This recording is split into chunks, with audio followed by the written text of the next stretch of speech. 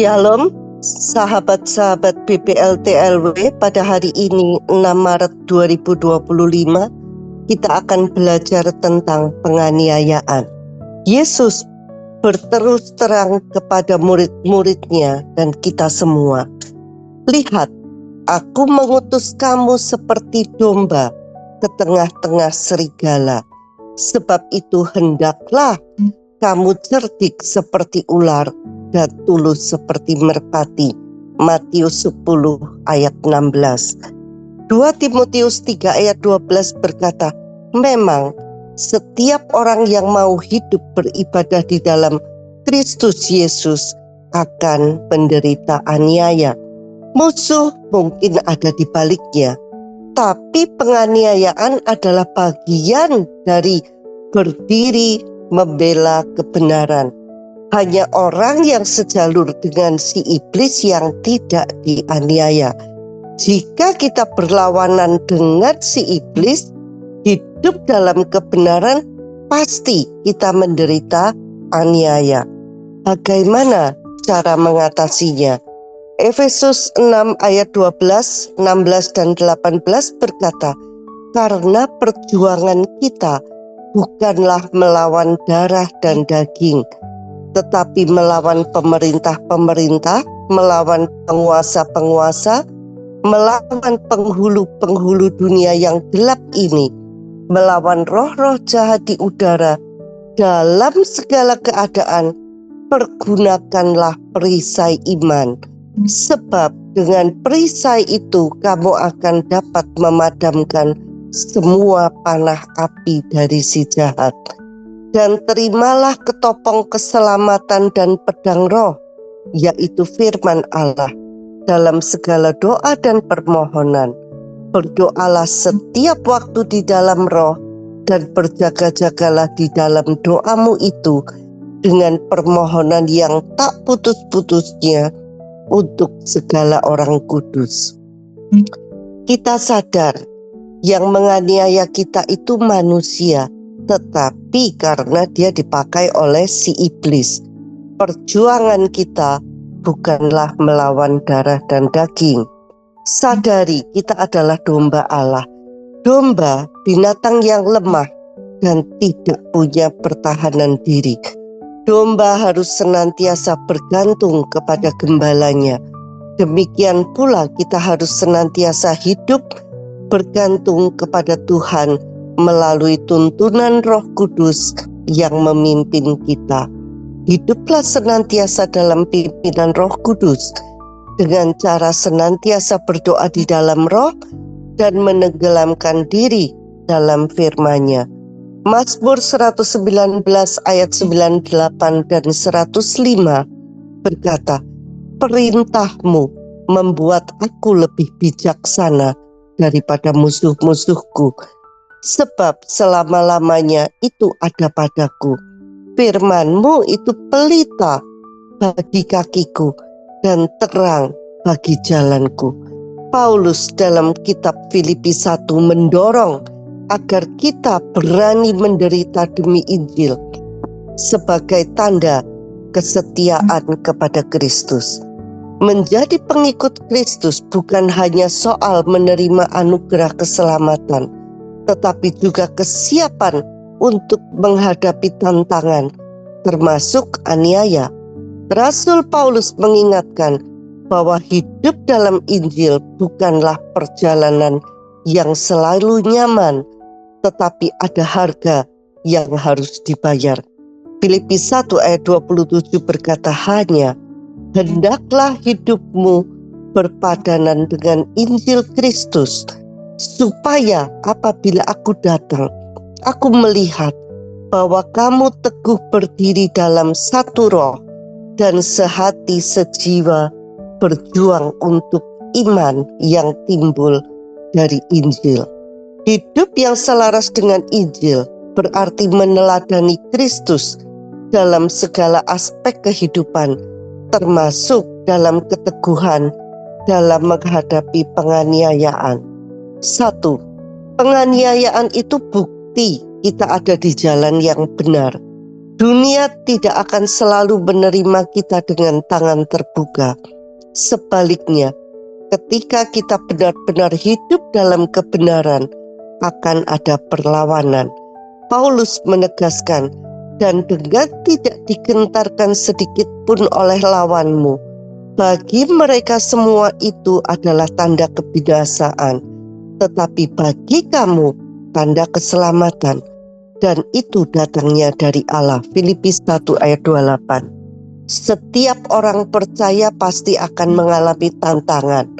Orang-orang yang menolak Injil akan mencoba menggoyahkan iman kita. Namun justru dalam keteguhan kita, dunia bisa melihat bahwa ada sesuatu yang berbeda dalam hidup kita.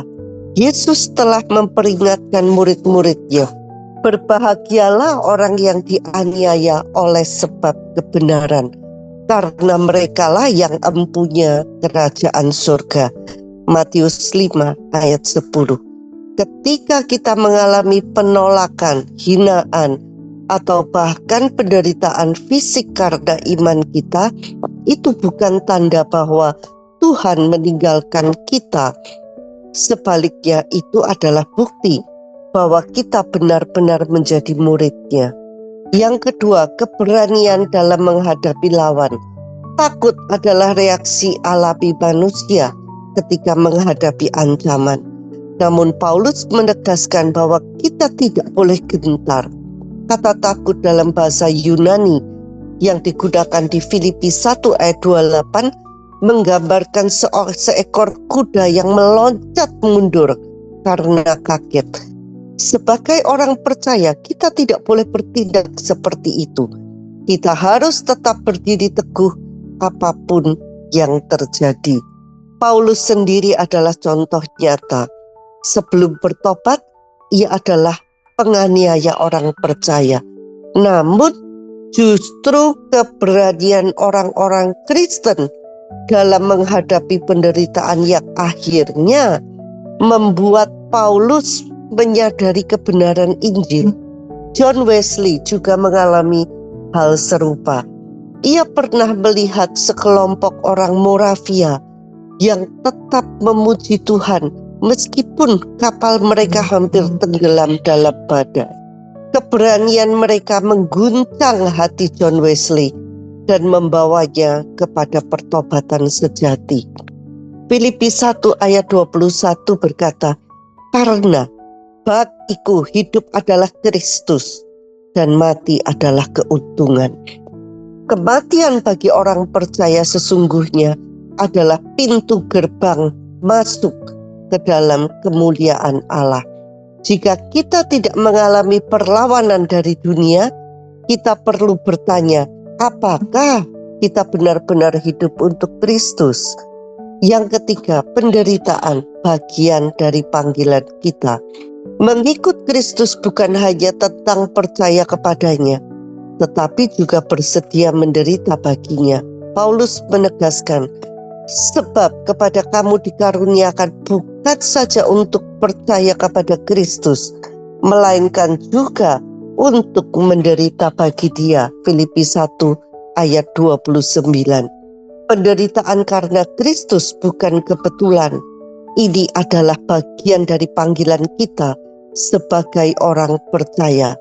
Dunia memiliki standar yang bertolak belakang dengan Injil. Jika kita hidup setia kepada Tuhan, pasti ada konsekuensinya. Yesus sudah memperingatkan bahwa dunia akan membenci kita.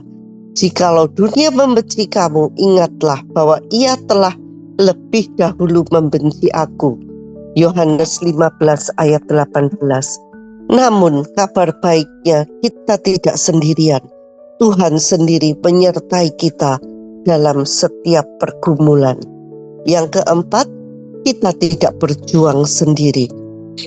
Paulus mengingatkan jemaat di Filipi bahwa mereka bukan satu-satunya yang mengalami penderitaan karena Injil. Dalam pergumulan yang sama, seperti yang telah kamu lihat ada padaku, dan yang sekarang kamu dengar ada padaku. Filipi 1 ayat 30. Jemaat Filipi melihat bagaimana Paulus dan Silas dipenjara di kota mereka, Kisah Para Rasul 16 ayat 23. Mereka juga mendengar tentang penderitaan Paulus di tempat lain. Ini adalah penghiburan bagi kita. Kita tidak sendirian. Setiap orang yang sungguh-sungguh mengikuti Kristus pasti mengalami tantangan yang sama. Ketika kita menghadapi perlawanan, kita bisa mengingat bahwa para rasul, para martir, dan banyak saudara seiman di seluruh dunia juga mengalami hal yang sama. Sebab aku yakin bahwa penderitaan zaman sekarang ini tidak dapat dibandingkan dengan kemuliaan yang akan dinyatakan kepada kita. Roma 8 ayat 18. Namun penting dicatat, bukan dianiaya karena konsekuensi perbuatan kita yang salah. Seorang teman dengan gaya rohani sekali berujar, dia sedang pikul salib, padahal dia menderita kebangkrutan karena tidak bijak mengelola keuangan, besar pasak daripada tiang, hidup di luar level kemampuannya. Yang lain lagi mengaku pikul salib karena ketahuan berselingkuh, ditinggalkan anak istrinya. Itu bukan pikul salib, tapi konsekuensi mengambil keputusan yang ceroboh dan hidup dalam dosa. Apa arti pikul salib yang benar? Dalam Lukas 9 ayat 23 Yesus berkata, setiap orang yang mau mengikut aku, ia harus menyangkal dirinya, memikul salibnya setiap hari, dan mengikut aku. Definisi singkat memikul salib. Yang pertama, menyangkal diri, melepaskan keinginan pribadi dan memilih untuk mengikuti kehendak Tuhan. Yang kedua, kesetiaan setiap hari, tetap taat kepada Tuhan dalam segala situasi, bukan hanya saat nyaman. Yang ketiga, menghadapi penderitaan demi Kristus, setia meskipun mengalami kesulitan, hinaan, atau penganiayaan. Yang keempat, menolak tekanan dunia, tidak mengikuti pola pikir dunia, tetapi hidup sesuai dengan firman Tuhan. Yang kelima, bersandar pada anugerah Tuhan, tidak mengandalkan kekuatan sendiri, tetapi percaya kepada kasih karunia-Nya. Yang keenam, menghadapi perlawanan dengan kasih dan iman, tidak membalas kejahatan dengan kejahatan, tetapi tetap hidup dalam kasih Kristus.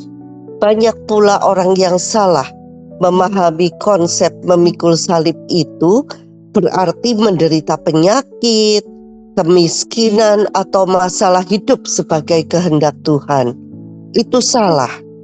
Andrew Wommack menekankan bahwa memikul salib bukan berarti menerima penderitaan pasif, tetapi menolak dikuasai oleh dunia dan tetap teguh dalam iman meskipun menghadapi tantangan.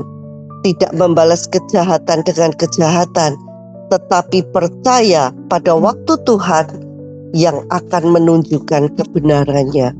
Andrew Wommack bercerita, ada seorang hamba Tuhan yang sangat membencinya karena tidak setuju dengan pengajarannya.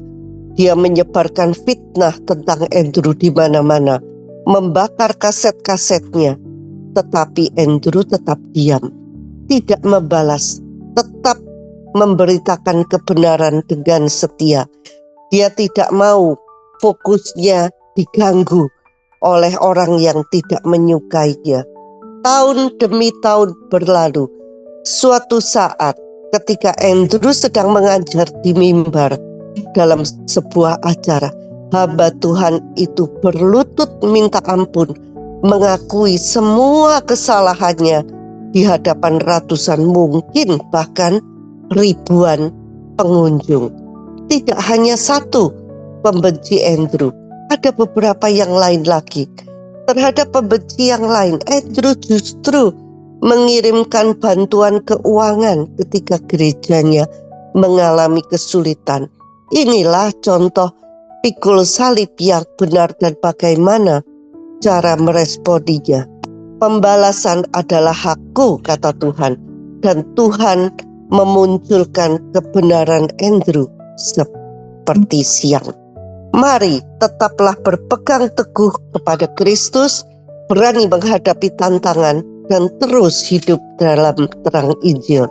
Karena penganiayaan bagi Kristus bukanlah akhir, tetapi awal dari kemuliaan kekal. Demikianlah pelajaran kita pagi hari ini. Sampai jumpa lagi besok. Tuhan Yesus memberkati.